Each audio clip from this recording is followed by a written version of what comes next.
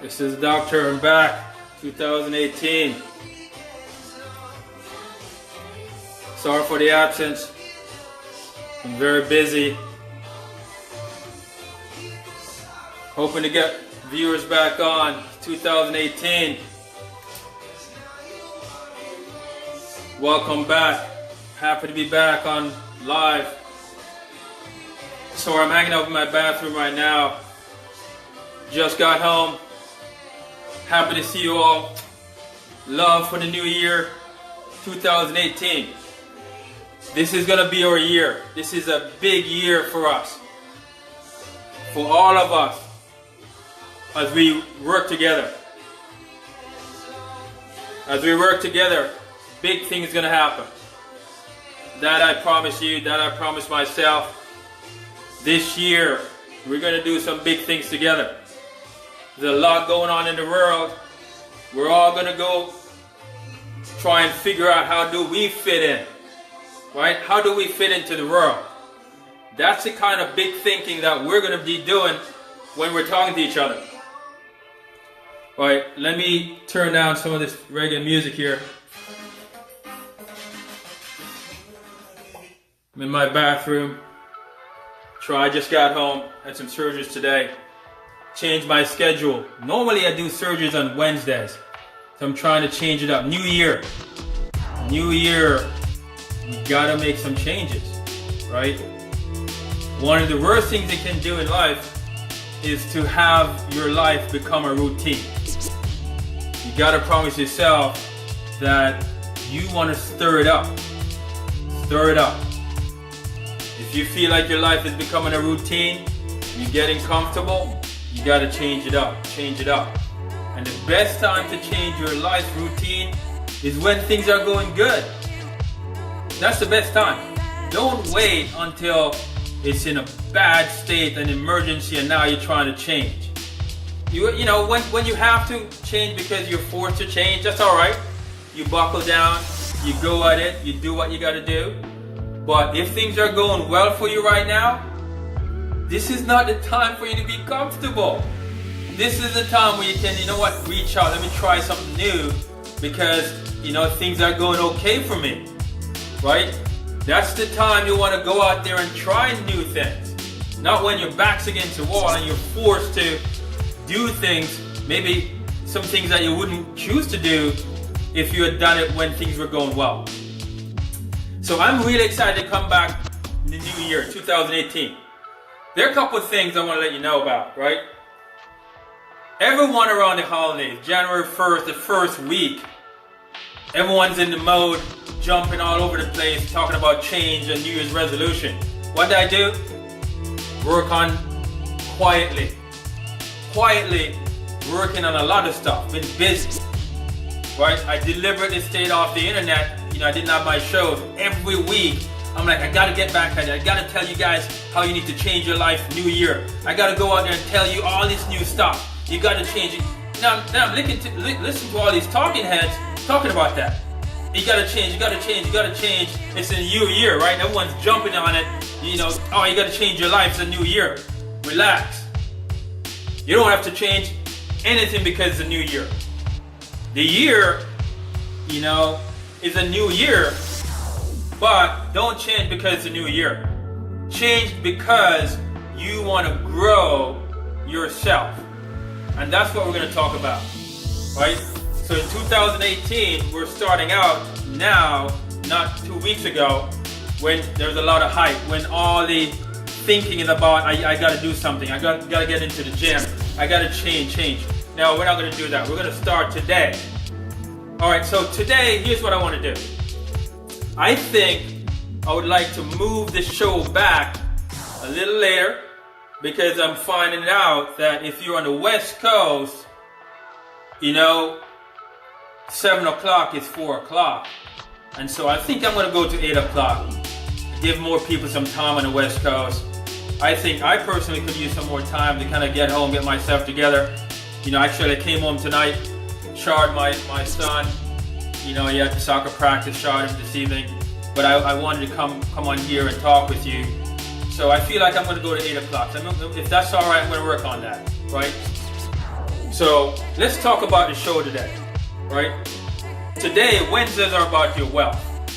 And last year, we talked about the 5 things that I want you to always think about as you try to figure out where you fit into this world. Why were you born? You know, people, you know, are looking to win the lottery because they feel like they win the lottery, life is easy. You're winning the lottery every day that you're alive. For you to be alive and not in a cemetery somewhere, you're winning the lottery, right? Every day that you get up. And I want you to remember that. You know what? There's no one on this call right now who can say, you know what, life is perfect, life is great, everything's... You can't have a perfect life. You don't want that. You want to get up every day and be able to manage you, be able to make some progress. You know, work on the things in your life. Get up every day and say, you know what, I'm working on this. And don't stress out. Just like, you know what, day by day. So the 5 things I want to remind you of, right? Right, you have to work on your happiness. And no one can make you happy if you are not going to make yourself happy first. Right? Someone may say something nice to you. Someone may, you know, help you out. But happiness comes from in here. You have to tell yourself, you know what? I'm going to be happy. And you're going to pursue that. Right? Wednesday is about your wealth. And you have to figure out how you're going to take care of your finances. How are you going to figure out what is important in your life? What may give you your wealth? We talk about that. Right? We talk about life meaning. How are you going to make sure that you're not just living every day, but you're trying to get some meaning out of your life, right? That's super important, right? So, but let me stop there. Let me go into today's message, right? It's very important in pursuing your wealth. Very important in pursuing your wealth. That you learn the 5 areas that you should be looking at in which where are you going to focus your effort? This is a secret I learned from someone very wealthy a long time ago. When I was at Harvard in Boston, I was meeting with this guy and we're talking. I said, no, Kingsley, I'm going to tell you the 5 secrets about wealth that you need to know.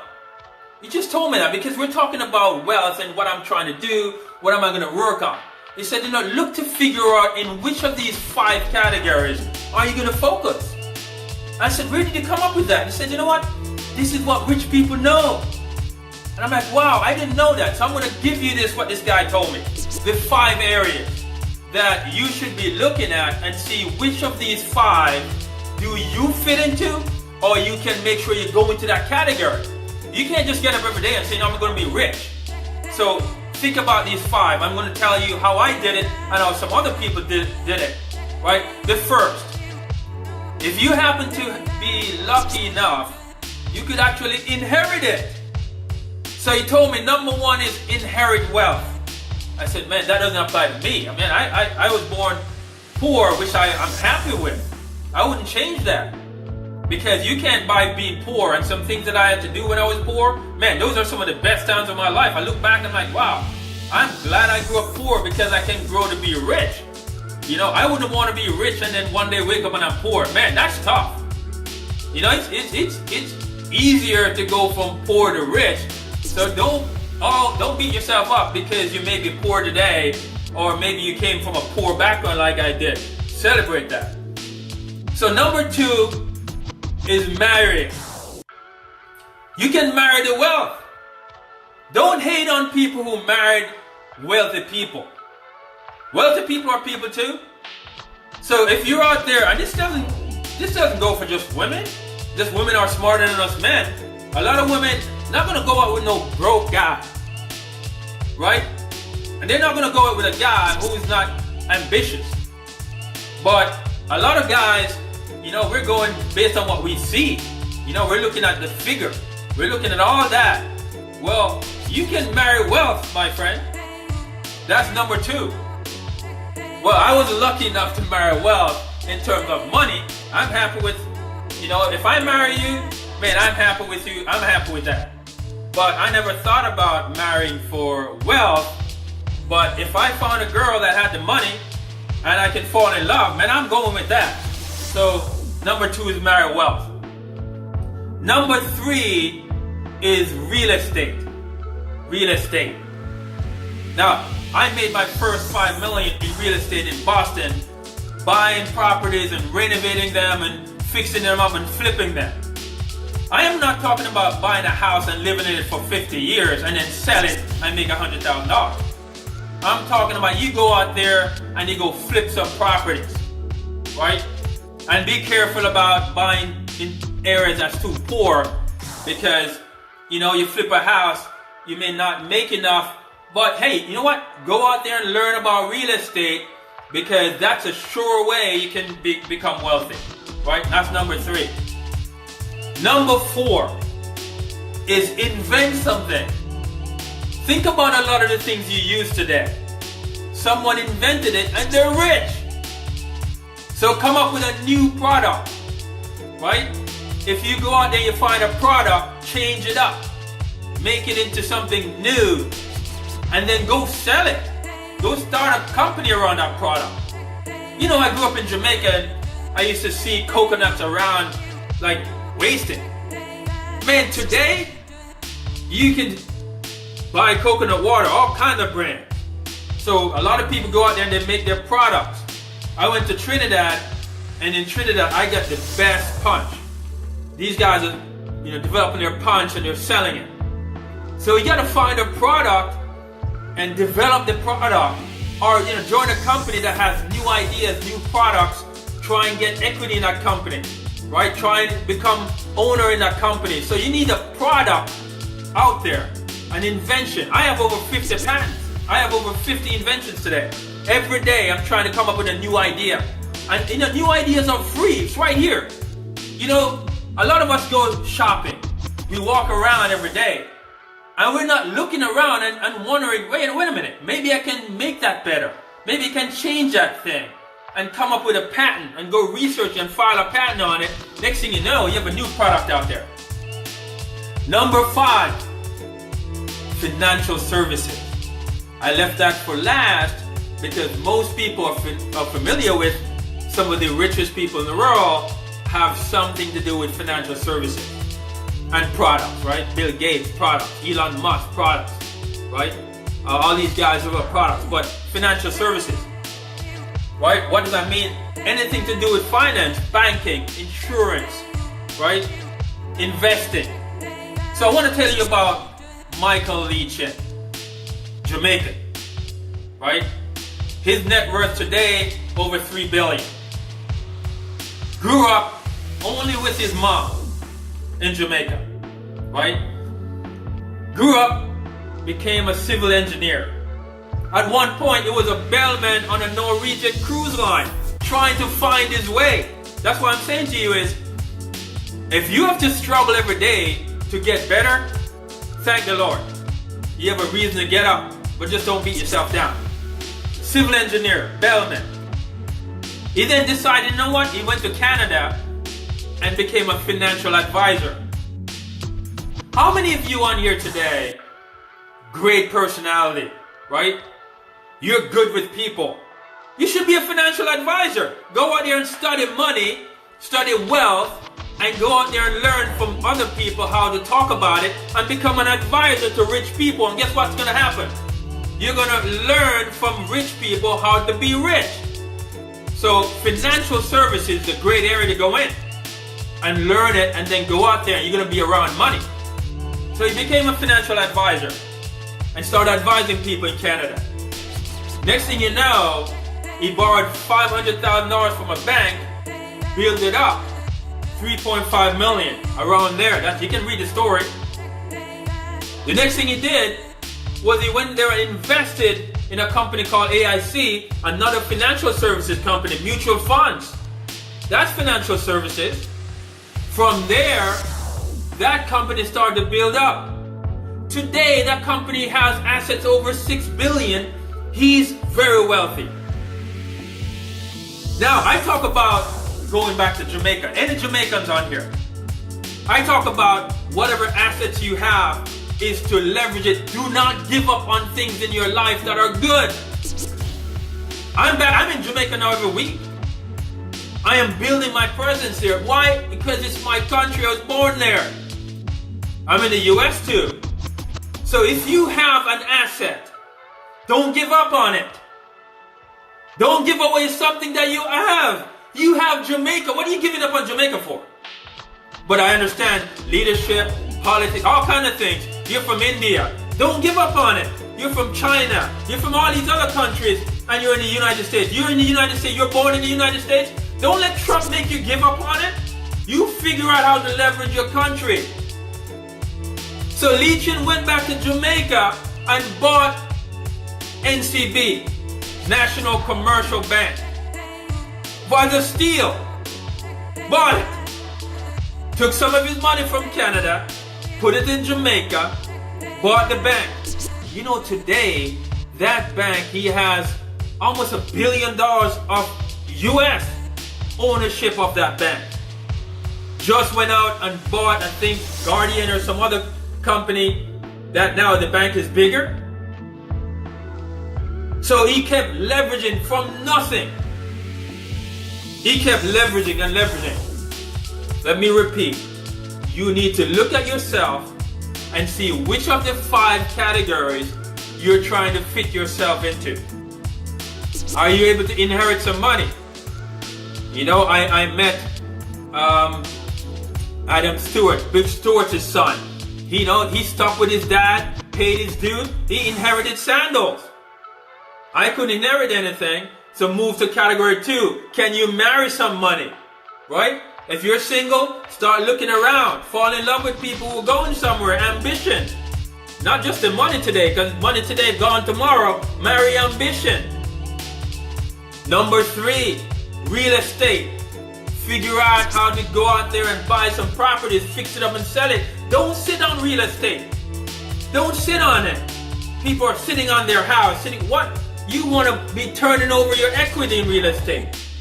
Number 4, don't just be a consumer.